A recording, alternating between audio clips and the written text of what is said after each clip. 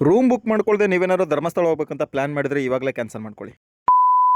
Online booking ಮಾಡಿದ್ರೆ ನೀವು ಧರ್ಮಸ್ಥಳ ಹೋದ್ರೆ ನಿಮಗೆ ರೂಮ್ ಸಿಗಕ್ಕೆ ಚಾನ್ಸೇ ಇಲ್ಲ. ಶ್ರೀ ಧರ್ಮಸ್ಥಳದವ್ರ ವೆಬ್ಸೈಟ್ ಅಲ್ಲಿ ನಾನು ಸಹ್ಯಾದ್ರಿ ಲಾಡ್ಜ್ ಅಲ್ಲಿ ರೂಮ್ ಬುಕ್ ಮಾಡ್ಕೊಂಡು ಹೋಗಿದ್ದೆ ಆಲ್ರೆಡಿ. ವಿತೌಟ್ ಬುಕಿಂಗ್ ಒಬ್ಬರೇ ಏನಾದ್ರು ಹೋಗಿದ್ರೆ ನಿಮ್ಗೆ ರೂಮ್ ಸಿಗೋ ಚಾನ್ಸಸ್ ಕಮ್ಮಿ ಇರುತ್ತೆ, ಯಾಕಂದ್ರೆ ಅವ್ರ ಫ್ಯಾಮಿಲಿಸಿಗೆ ಫಸ್ಟ್ ಪ್ರಿಫರ್ ಮಾಡ್ತಾರೆ. ನಾನು ರೂಮ್ಗೆ ಚೆಕ್ ಇನ್ ಆಗೋದ್ರೊಳಗೆ ಟೈಮು 9:15 ಆಗಿತ್ತು. 10 ಗಂಟೆಗೆ ಊಟ ಕ್ಲೋಸ್ ದೇವಸ್ಥಾನದಲ್ಲಿ. ಸೊ ನಾನು ಹೋಟ್ಲಲ್ಲೇ ಊಟ ಮಾಡ್ಕೊಳ್ಳೋಣ ಅಂತ ಹೇಳ್ಬಿಟ್ಟು ಹೊರಗೆ ಹೋಗಕ್ಕೆ ರೆಡಿ ಆಗ್ತಾ ಇದ್ದೆ.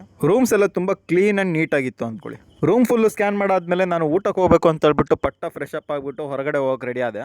ಅಲ್ಲೇ ಪಕ್ಕದಲ್ಲೇ ಇದ್ದಿದ್ದು ಅಯೋಧ್ಯೆ ಅನ್ನೋ ಹೋಟ್ಲಲ್ಲಿ ನಾನು ಹೋಗ್ಬಿಟ್ಟು ಒಂದು ಊಟ ತೊಗೊಂಡು, ಈ ಅಯೋಧ್ಯೆ ರೆಸ್ಟೋರೆಂಟಿಗೆ ಗೂಗಲ್ ರಿವ್ಯೂಸಲ್ಲಿ 3.6 ರೇಟಿಂಗ್ ಇತ್ತು.